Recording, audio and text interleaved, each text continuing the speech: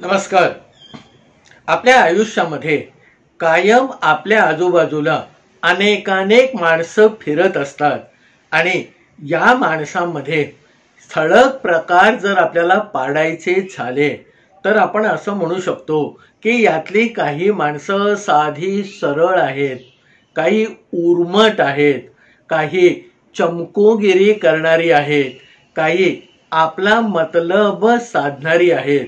पण या सगळ्या प्रकारांपेक्षा एक वेगळा प्रकार आपल्याला सगळ्यांना भेटलेला असतो, निरंतर भेटत असतो.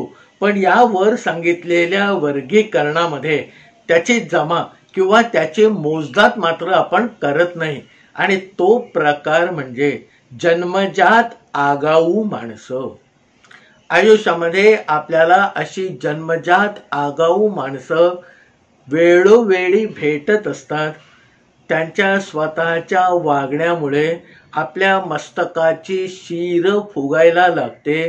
कुठच्या वेळी कुठची गोष्ट करावी याचे सर्वसाधारण सामाजिक जे नियम आहेत ते सगळे नियम पायदळी तुडवून आपल्याबद्दल लोकांनी चर्चा करावी, आपलं दखल घेतली जावी किंवा आपल्याकडे सगळ्या लोकांचं लक्ष लागावं याच्यासाठी काही लोक छुपेपणाने पण प्रामाणिकपणे प्रयत्न करत असतात.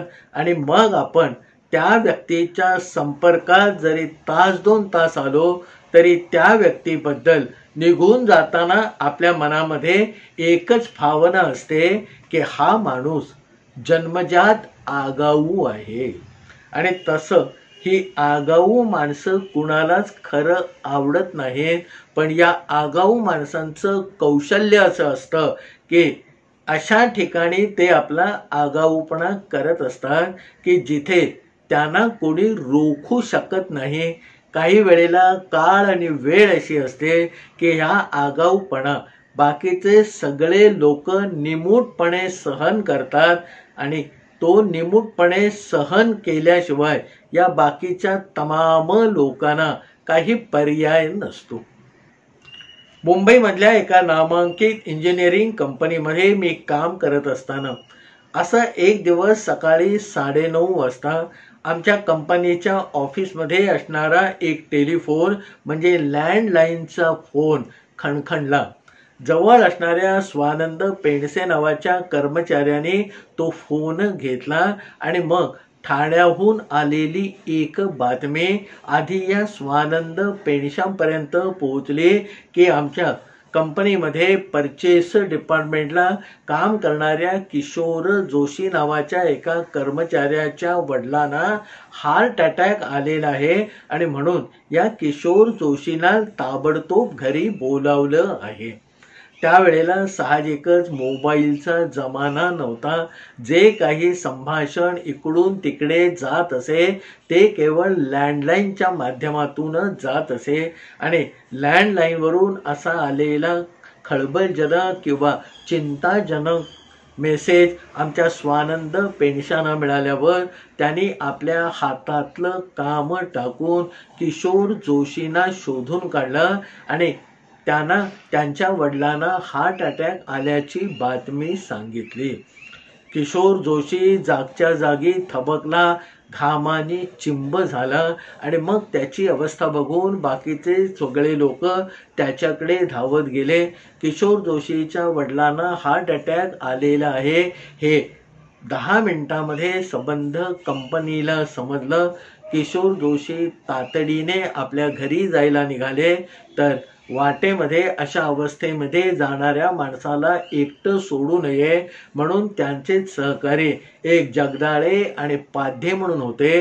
ते या किशोर जोशींबरोबर निघाले आणि पुढच्या 10-11 मिनिटांमध्ये आमच्या कंपनीच्या गेटातून हे 3 जण बाहेर पडले आणि पटकन रिक्षा पकडून ठाण्याला निघून गेले.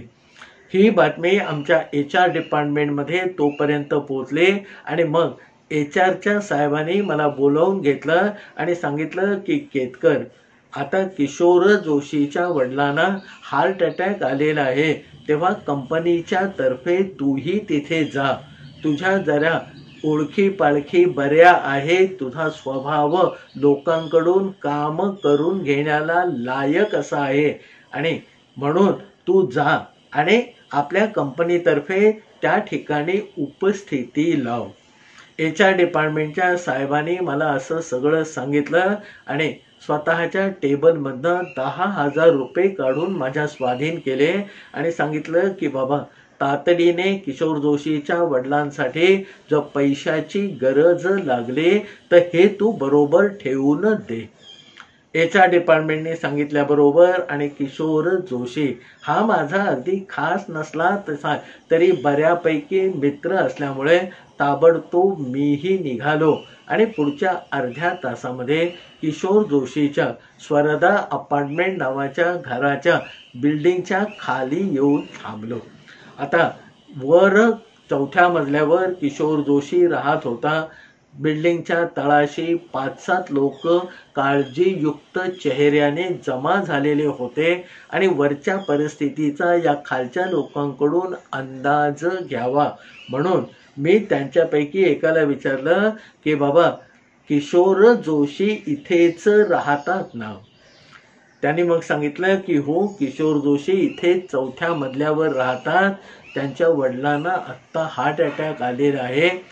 एवढं आमचं सुरुवातीचं संभाषण होत असताना एक साधारण 30-32 वर्षाचा तरुण आमच्या त्या दोघांच्या संभाषणामध्ये जबरदस्तीने घुसला आणि तो सांगायला लागला की अहो, किशोर जोशीच्या वडिलांना आता बहुतेक हॉस्पिटलला हलवायला लागेल असा माझा अंदाज आहे आणि म्हणून माझ्याकडे काम करणाऱ्या एका माणसाला मी हॉस्पिटलमधून ॲम्ब्युलन्स आणायला पाठवलेला आहे आणि पुढे काही कमी जास्त नको म्हणून त्याला येताना सांगितलेलं आहे की येताना ऑक्सिजन सिलेंडर असलेलीच ॲम्ब्युलन्स तू घेऊन ये. समोरचा माणूस आणि मी आम्ही दोघांनी चमकून या माणसाकडे पाहिलं.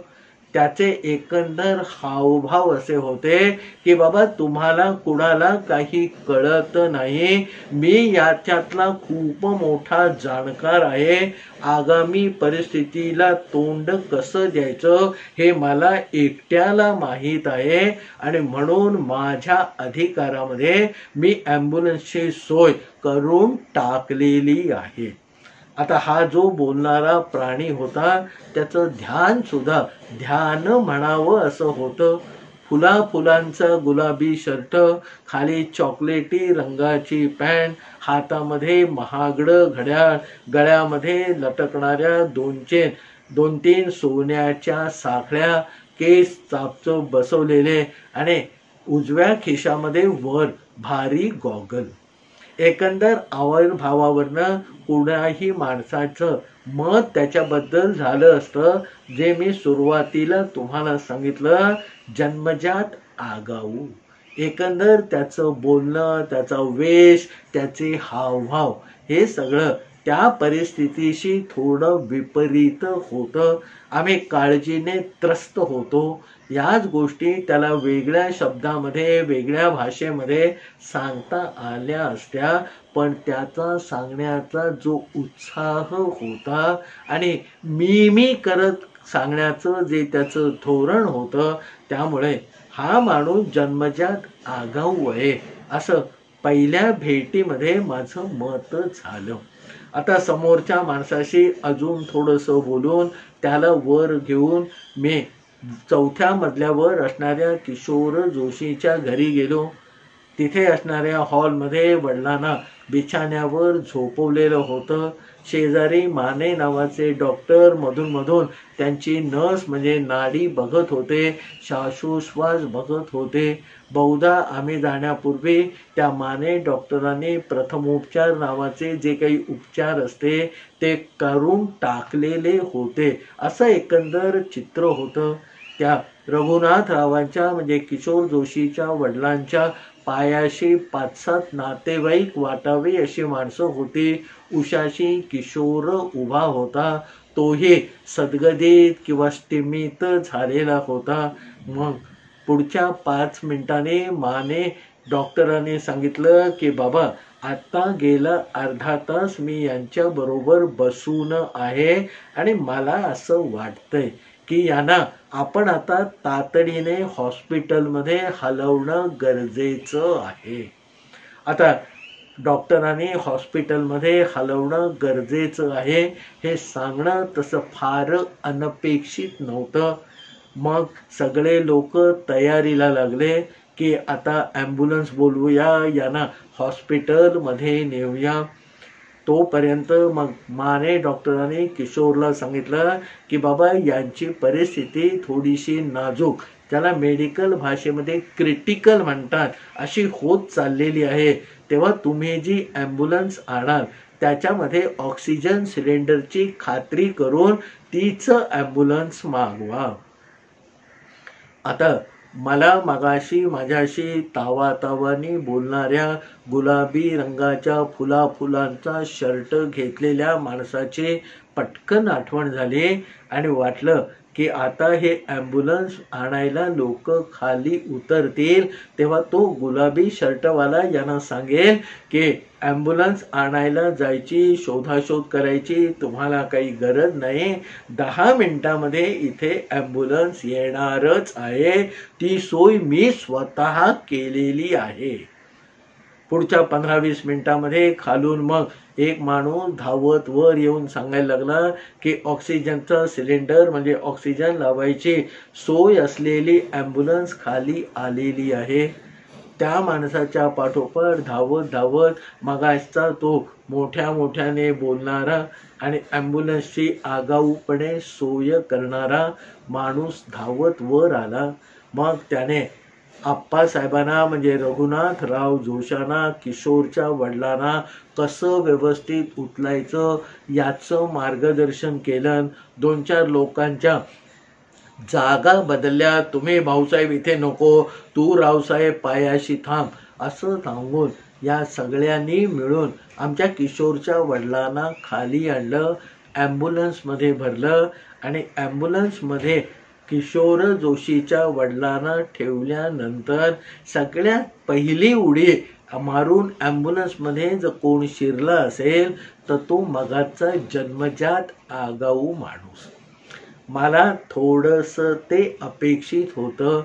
आता त्याची एकंदर उडी मारण्याची पद्धत जसं काही कुठच्या तरी समारंभामध्ये आपल्याला जाऊन जागा पकडायची आहे अशा पद्धतीने पकडलेली जागा, हे सगळं आम्हाला आश्चर्यचकित करणारं होतं. आश्चर्याचा भर ओसरतो न ओसरतो तोच आमच्या लक्षामध्ये आलं की मगाशी उडी मारून सगळ्यात आधी जागा पकडणाऱ्याने त्या रघुनाथरावांच्या उजवीकडची जागा पकडली होती. आपल्या हाताने त्या ऑक्सिजनची नळी त्यांच्या नाकाशी पक्की धरलेली होती आणि जणू काही आपण या पृथ्वी तलावरचे या रघुनाथरावांचे एकमेव रक्षणकर्ते आहोत अशा आविर्भावामध्ये तो त्या ॲम्ब्युलन्समध्ये ओणवा उभा होतो. मग खाली जमलेल्या माणसांपैकी आता या ॲम्ब्युलन्समधून कोणी जायचं आणि मागून टॅक्सी रिक्षा करून कोणी जायचं याचा थोडासा खल झाला. किशोरने सांगितलं की केतकर तू आतमध्ये ये, मी पण आतमध्ये येतो. आणि मग त्या किशोरचे जवळचे भाऊ किंवा नातेवाईक असे 2-3 जण यामध्ये चढले.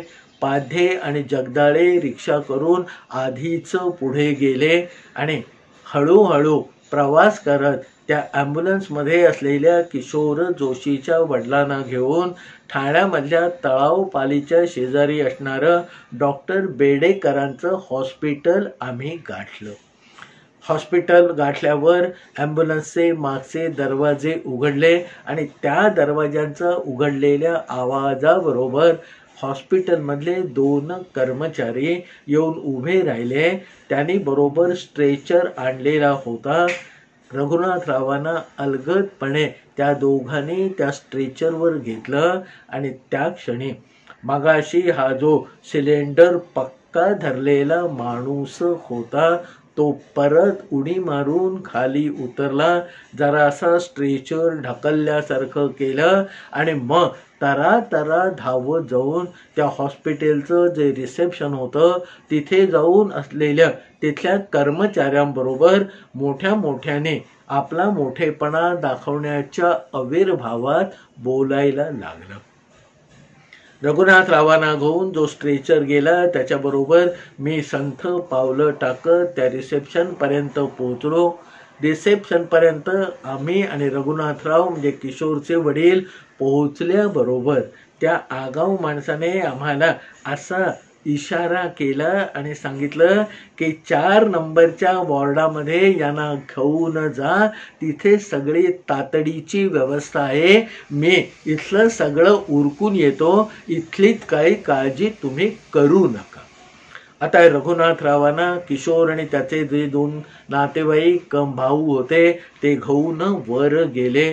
वरच्या तातडीने उपचार करण्याच्या खोलीमध्ये उगाचच सगळ्यांनी गर्दी करू नये असं माझं स्वतःचं मत होतं, म्हणून मी रिसेप्शन काउंटरलाच थांबलो.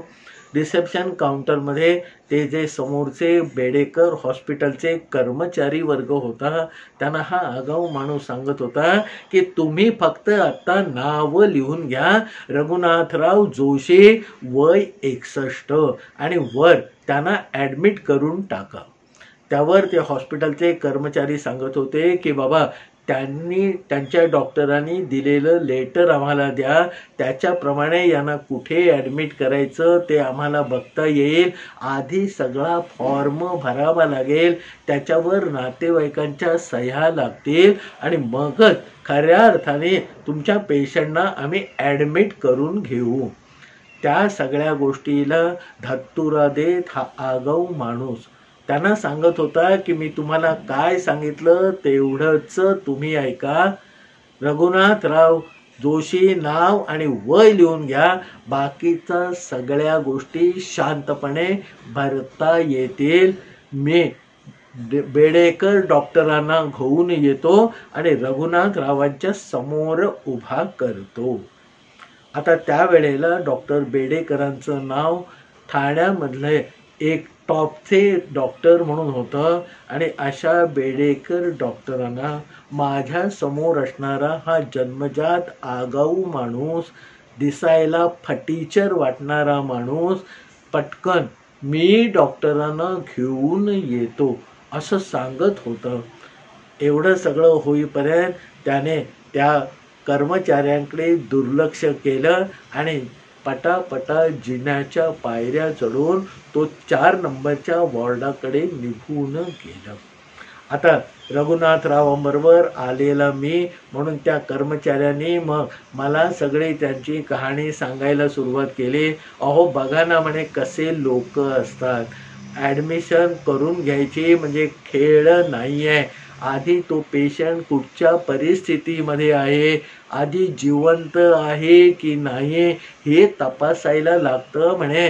इथे शरीराचा जीवाचा संबंध असतो आणि इथे सुद्धा एखादं पार्सल कुरिअरनी पाठवताना लोक जसे वागतात तसे ही माणसं आमच्याकडे वागलेली तुम्ही आत्ता बघितलेलं आहे. कर्मचाऱ्यांची ही तक्रार तंतोतंत खरी होती, कारण माझ्या डोळ्याच्या समोरच हा सगळा प्रकार घडलेला होता. आता त्या माणसाच्या वतीने माफी मागून मी कर्मचाऱ्यांना सांगितलं की बाबा समाजामध्ये काही माणसं अशी असतात, त्याला तुमचा आणि माझा दोघांचाही नाईलाज आहे. यथावकाश मग पुढच्या सगळ्या गोष्टी सुकर होत गेल्या. डॉक्टर बेडेकर स्वतः आले, त्यांनी रघुनाथरावांना म्हणजे किशोरच्या वडिलांना तपासलं आणि त्यांच्या पद्धतीने ICUमध्ये वॉर्ड नंबर 4 मध्ये जे काही उपचार होते ते सुरू केले. मग मी डॉक्टरांशी बोललो, त्यांना सांगितलं की किशोर हा माझ्या कंपनीतला सहकारी आहे आणि म्हणून मी इथे उपस्थित आहे. आता त्याच्या जी काही मदत लागेल ती सगळी करायची माझी मानसिक, शारीरिक आणि आर्थिक तयारी आहे. डॉक्टरांनी सांगितलं की अहो हे रघुनाथराव जोशी माझ्या माहितीतले पेशंट आहेत, त्यामुळे तुम्ही आता आर्थिक गोष्टींची काही चिंता करू नका, मी यांना ट्रीटमेंट व्यवस्थितच देणार आहे. अशा रीतीने डॉक्टर बेडेकरांनी आम्हाला आश्वस्त केल्यानंतर किशोर बरोबर जे पाध्ये आणि जगदाळे आले होते ते आणि मी एकत्र भेटलो. मग सगळ्यांनी आता ठरवलं की बाबा पुरेशी व्यवस्था या रघुनाथराव जोशांची झालेली आहे, काळजीचं तसं काही तातडीचं कारण दिसत नाही, त्यामुळे आता आपण परत जायला हरकत नाही. येताना आम्ही तिघेही ठाण्याहून आमच्या कंपनीपर्यंत रिक्षाने आलो आणि या रिक्षामध्ये आमच्या तिघांच्या ज्या गप्पा किंवा बोलाचाली झाली त्याच्यामध्ये या आगाऊ माणसाचा विषय प्रामुख्याने चर्चेला गेला. मी सहज म्हटलं की बाबा बाकीचे सगळे आपल्या पद्धतीने मदत करतच होते, पण तो फलाना माणूस मात्र कारंज्यासारखा थैथै उडत होता. पाध्ये आणि जगदाळ्यांनी मग त्याला दुजोरा दिला. त्याने हे तिथे गेल्यापासून या आगाऊ माणसाने जे काही उद्योग केले ते सगळे सविस्तरपणे मला सांगितले आणि रिक्षातून उतरताना हा एक जन्मजात आगाऊ आहे असं आमचं तिघांचंही पक्क मत झालं. त्याच्यानंतर पुढचे काही दिवस घरातून निघाल्यावर मी जाताना बेडेकर हॉस्पिटलमध्ये फेरी मारत असे. रघुनाथरावांची म्हणजे किशोरच्या वडिलांच्या तब्येतीची चौकशी करत असे आणि मग होणाऱ्या प्रगतीचा सगळा अहवाल कंपनीमध्ये जाऊन तिथे काळजीने त्रस्त असणाऱ्या लोकांना देत होतो. आता 4-8 वेळेला मी जो बेडेकर हॉस्पिटलमध्ये गेलो त्यापैकी 2-3 वेळेला जाताना किंवा येताना कुठेतरी हा जन्मजात आगाऊ माणूस मला तसाच काही ना काही प्रकारचा आगाऊपणा करताना मला दिसला. आता त्याचं दिवसेंदिवस जाणवणारं हे आगाऊपण आपण कुठेतरी थांबवलं पाहिजे असं मला वाटायला लागलं. निदान तू आगाऊ आहेस हे त्याच्या तोंडावर कोणीतरी सांगायला पाहिजे असं पक्क मला जेव्हा वाटायला लागलं आणि तो निश्चय करून मी योग्य दिवसाची योग्य संधीची वाट बघायला लागलो. पुढच्या महिनाभराने मग किशोरच्या वडिलांना पूर्णपणे ठणठणीत झाल्याचं सर्टिफिकेट देऊन डॉक्टरांनी डिस्चार्ज दिला आणि मग डिस्चार्जच्या दिवशी मी त्यांना घरी आणायला म्हणून बेडेकर हॉस्पिटलमध्ये गेलो. तेव्हाही हा जन्मजात आगाऊ माणूस सगळ्यांच्या पुढे पुढे करत आपलं महत्त्व जागोजागी अधोरेखित करत होता. आणि मग दुसऱ्या ॲम्ब्युलन्सने किशोर जोशीचे वडील जेव्हा हॉस्पिटलमधून निघून आपल्या स्वरदा सोसायटीमध्ये 4थ्या माळ्यावर असलेल्या घरामध्ये सुरक्षित पोहोचले तेव्हा खऱ्या अर्थाने मी निश्वास टाकला आणि मग मोठ्या हक्काने किशोरने दिलेलं चहा पाणी घेऊन मी खाली उतरलो आणि हे चहा पाणी सुरू असताना या आगाऊ माणसाचं तिथे आगमन झालं. नेहमीप्रमाणे कारंजासारखं थैथै उडत मी काही केलंय असं न सांगता आपल्या एकंदर वागण्याने आपला जास्तीत जास्त प्रभाव निर्माण करण्याचा प्रयत्न तो छुपेपणाने करत होता. आणि आता कदाचित याची माझी पुन्हा कधी भेट होणार नाही म्हणून माझ्या मनामध्ये याला जो दणका द्यायचा किंवा तोंडावर सांगायचा किंवा चाप लावायचा जो विचार होता तो आजच अंमलात आणला पाहिजे असं माझ्या मनाने कुठेतरी घेतलं. चहा पाणी होत असताना नेमका तो आगाऊ माणूस माझ्या शेजारी येऊन बसला. चहा पाणी घेता घेता माझ्या मनातला चाप लावायचा विचार पक्का झाल्यावर मग मी स्वतःहून त्याच्याशी संवाद सुरू केला. म्हटलं काय हो तुम्ही एवढी मेहनत घेताय, माझ्या डोळ्यासमोर हे सगळं दिसतंय, मीही आपल्याला 4-8 वेळेला जाता येता भेटलो आहे, पण आपल्या दोघांची एक फॉर्मल अशी अजून ओळख औपचारिक झालेली नाही. आणि माझं नाव सर्वोत्तम केतकर, मी किशोर जोशी बरोबरच एकाच ऑफिसमध्ये काम करतो. माझं एवढं प्रास्ताविक झाल्यानंतर मला जो अपेक्षित होता तोच प्रतिसाद त्या जन्मजात आगाऊ माणसाकडनं आला. त्याने खांदे उडवत केस सारखे करत मला सांगितलं की केतकर साहेब, माझं नाव राहुल कांबळे. ठाण्याच्या आसपास मोठ्या मोठ्या ज्या बिल्डिंग म्हणजे संकुलं उभी राहतात, सोसायट्या उभ्या राहतात, त्याच्यामध्ये प्लंबिंग आणि वायरिंगची सगळी कामं मी करतो. माझ्याकडे 40 माणसांचा स्टाफ आहे आणि कुठच्याही माणसाला कधीही कुठचाही त्रास झाला तर धावत जायला मला आवडतं. आता हे सगळं प्रास्ताविक मला अपेक्षित होतं. मग चहा पाणी झाल्यानंतर आम्ही दोघं एकदमच घराच्या बाहेर पडलो आणि 4थ्या मजल्यापासून खालच्या मजल्यापर्यंत जिन्यानी येता येता मी माझ्या मनामध्ये जे काही होतं ते सांगायला, त्याला सुनवायला सुरुवात केली. मी त्यांना म्हटलं की राहुल साहेब, तुम्ही हे सगळं करता, पण त्याच्यामध्ये अहो लोकांच्या मनामध्ये काय आहे, लोकांना त्या गोष्टीची आत्ता गरज आहे की नाही याचा विचारच करत नाही. तुम्ही स्वतःच धडाक्याने सगळे निर्णय घेता आणि मला असं वाटतं की सगळ्या लोकांना तुमचं हे वागणं काही आवडेल असं नाही. मग खाली आल्यानंतर मी त्याला परत जाण करून दिली की अहो रघुनाथरावांना म्हणजे किशोरच्या वडिलांना पहिल्या दिवशी जेव्हा आपण ॲम्ब्युलन्समधनं नेलो तेव्हा तुम्ही ज्या चपळाईने आतमध्ये जाऊन पहिली जागा पकडली ते सुद्धा लोकांना खटकलेलं आहे. आता ती परिस्थिती आणि तो प्रसंग असा होता की तुमच्याला मोकळेपणाने हे कोणी बोलणार नाही, पण आम्ही जिथे जमलेले सगळे लोक होतो त्यांना हे आवडलेलं नाही, भलतंच खटकलेलं आहे. त्यावर मग हा राहुल कांबळे थोडासा शांत झाला.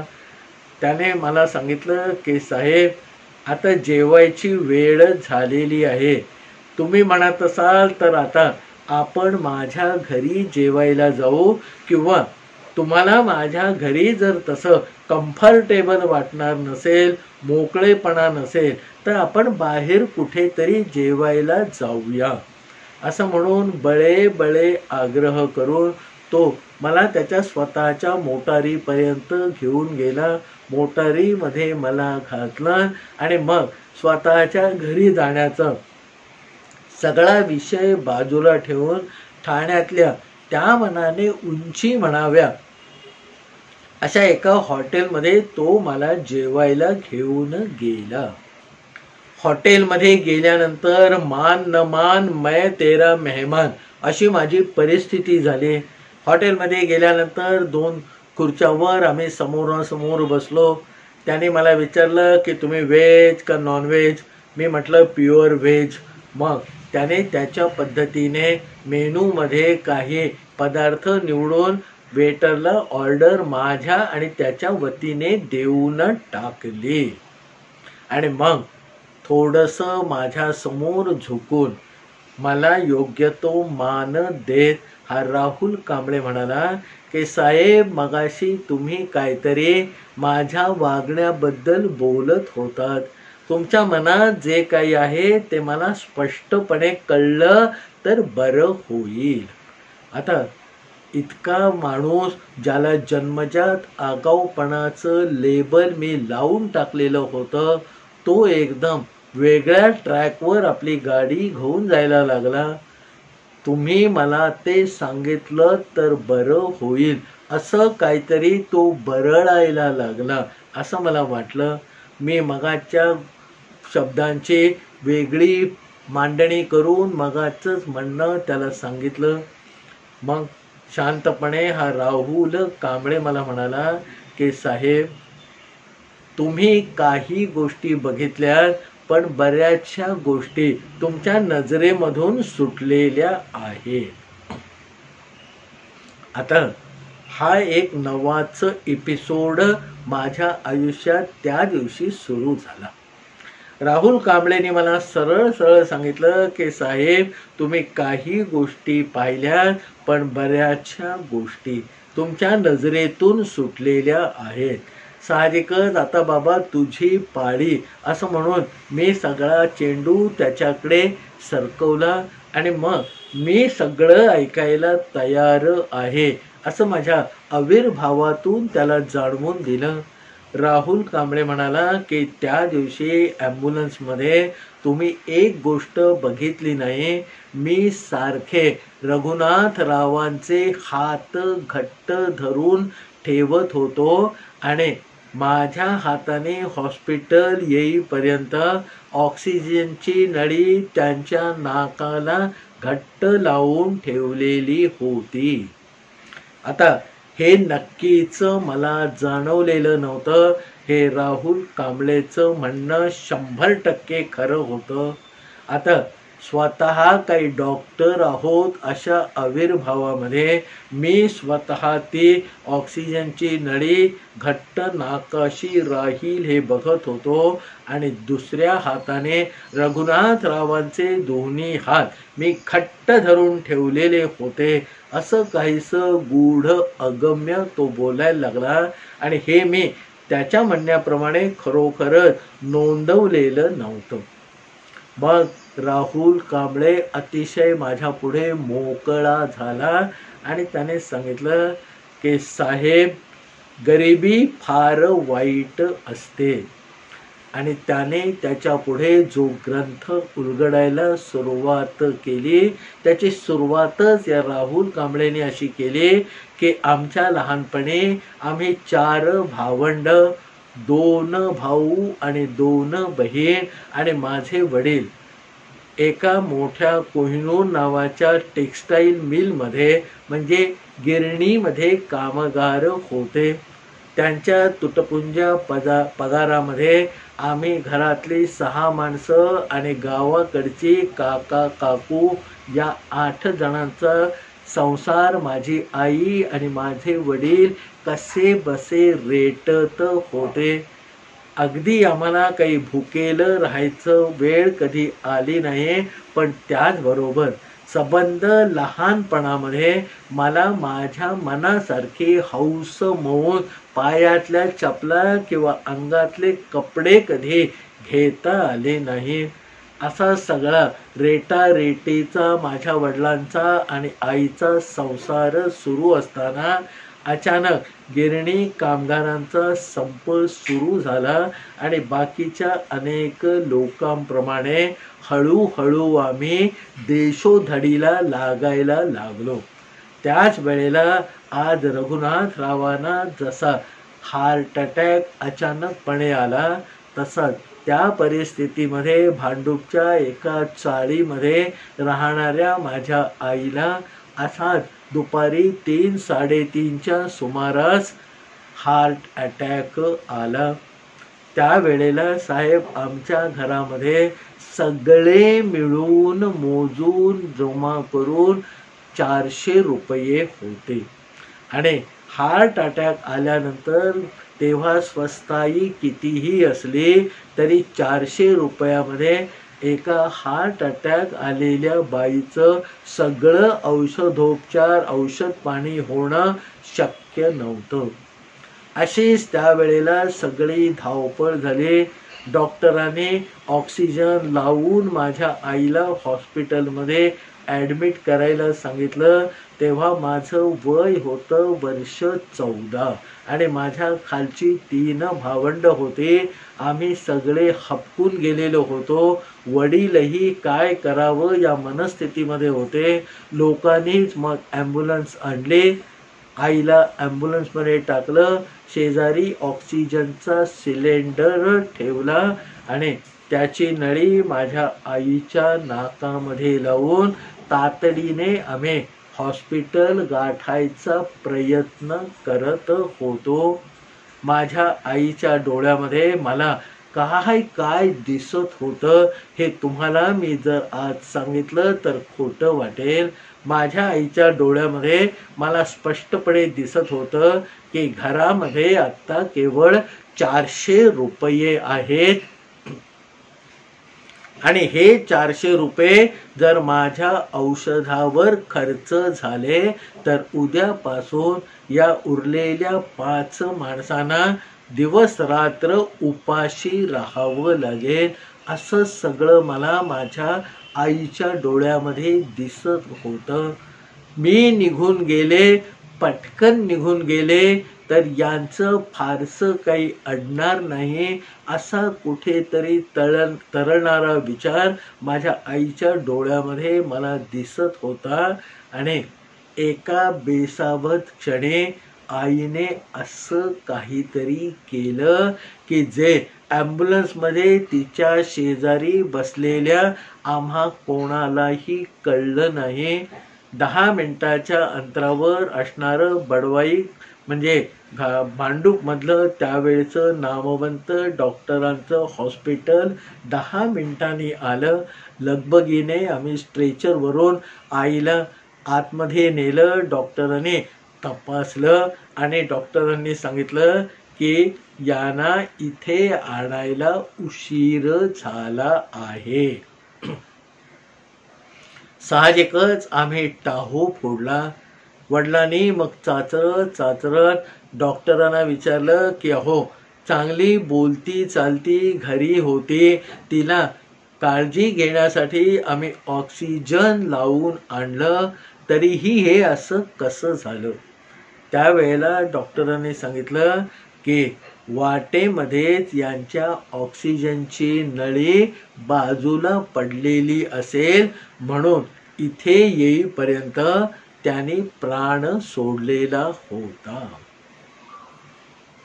काही दिवसानंतर माझ्या मनामध्ये पक्क घर करून एक गोष्ट आली की आईच्या डोळ्यामध्ये दिसणाऱ्या त्या सगळ्या काळज्या चिंता याने त्रस्त होऊन बहुतेक माझ्या आईनेच आमच्या नकळत आपल्या नाकाशी लावलेली ऑक्सिजनची नळी आपल्या हाताने दूर केली असावी.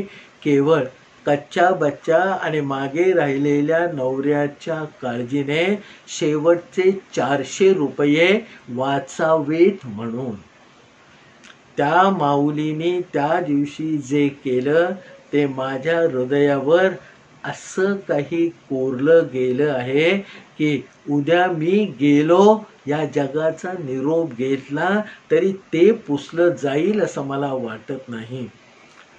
आम्ही उघड्यावर आलो. मग सगळ्या भावंडांनी हातपाय हलवले. एका कॉन्ट्रॅक्टरच्या हाताखाली मी असंच तुटकं फुटकं वायरिंगचं काम शिकलो. रोज घरी पैसे आले तर जेवण शिजेल अशी परिस्थिती 8-8.5 वर्ष काढले आणि मग हळूहळू माझा या धंद्यामध्ये एक कॉन्ट्रॅक्टर म्हणून जम बसायला लागला. आजूबाजूच्या या सगळ्या बिल्डिंगचं प्लंबिंगचं आणि लाईट फिटिंगचं काम मीच करायला सुरुवात केली. मग आम्हाला पैसा दिसला. भांडूपची जागा सोडून आम्ही ठाण्यामध्ये आलो. आज ठाण्यामध्ये देवाच्या दयेने 3 रूम किचनचा चांगला फ्लॅट चांगल्या वस्तीमध्ये माझा आहे. पण आजही मला खंत आहे की माझ्या आईने आपल्या हाताने कुटुंबाच्या काळजीसाठी ऑक्सिजनची नळी बाजूला केली. आणि म्हणून जेव्हा केव्हा ऑक्सिजन लावण्याची वेळ आलेला माणूस हॉस्पिटलला जायचा विचार करतो तेव्हा आतल्या आत माझा थरकाप होतो. आणि या माणसाला तरी याच्या विचारामध्ये, काळजीमध्ये स्वतःच्या हाताने ऑक्सिजनची नळी बाजूला करायचा चान्स द्यायचा नाही, या एका ईर्षेने मी त्या माणसाजवळ आणि त्याला लावलेल्या ऑक्सिजनच्या नळीवर बारीक लक्ष ठेवून असतो.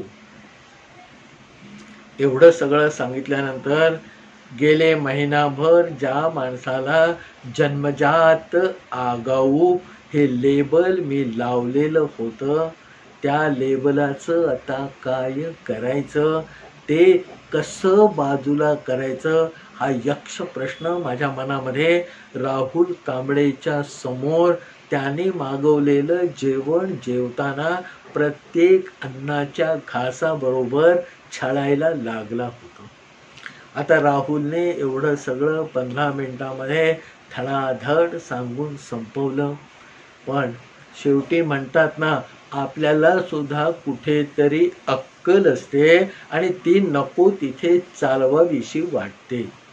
मी राहुलला मग पुढे विचारलं की काय हो राहुल साहेब, तुमच्या आईने तुमच्या कुटुंबाच्या काळजीसाठी आपली ऑक्सिजनची नळी काढून टाकली, ही गोष्ट खरी, पण प्रत्येक वेळेलाच असं होईल असं तुम्हाला का वाटतं, आणि असं कधी झालं आहे का त्यानंतरच्या काळामध्ये? राहुलने मला सांगितलं की साहेब, तुम्ही म्हणून आयुष्यामध्ये हा मला पहिल्यांदा प्रश्न विचारला आहे. आजपर्यंत माझी ही कहाणी मी 100-200 लोकांना सांगितले, पण त्याच्यावर हा प्रश्न पहिल्यांदा मला तुमच्याकडून आलेला आहे. त्याचं उत्तर असं आहे की आतापर्यंत मी 42 लोकांना ऑक्सिजन लावलेल्या स्थितीमध्ये ॲम्ब्युलन्समधून हॉस्पिटलमध्ये पोहोचवलं आहे. आणि साहेब, विश्वास ठेवा माझ्यावर, मी तुम्हाला म्हणून सांगतोय आणि खरं तेच सांगतोय, त्यातल्या 9 लोकांनी माझ्या समोर ऑक्सिजनची नळी काढून टाकायचा प्रयत्न केला आहे. म्हणजे राहुलची आई ही एकमेव व्यक्ती नव्हती जिने कुटुंबाच्या काळजीने आपल्या ऑक्सिजनची नळी बाजूला केली. आजही आयुष्यामध्ये असे लोक आहेत की ज्यांना छळणाऱ्या काळजापुढे आपल्या जीवाची किंमत वाटत नाही, आणि ते शेवटचा प्रयत्न किंवा आपला शेवटचा काळ आला आहे हे जाणवल्यावर आपल्या हाताने आपले ऑक्सिजनची नळी बाजूला करायचा प्रयत्न करतात. असे अनेक राहुल या जगामध्ये तुमच्या माझ्या आजूबाजूला पसरलेले आहेत, हे नक्की.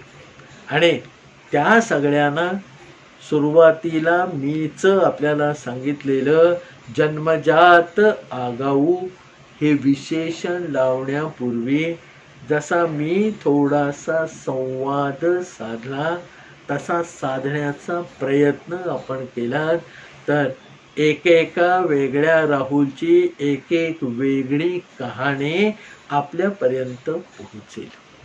सत्य हे कल्पनेपेक्षा अद्भुत असतं, हा माझा ठाम विश्वास आहे. आणि त्या विश्वासाला पुन्हा एकदा अधोरेखित करणारे, थोडंसं आपल्याला विचलित करणारे, विमनस्क करणारे आणि विचार करायला लावणारी ही आमच्या राहुल कांबळेची कथा.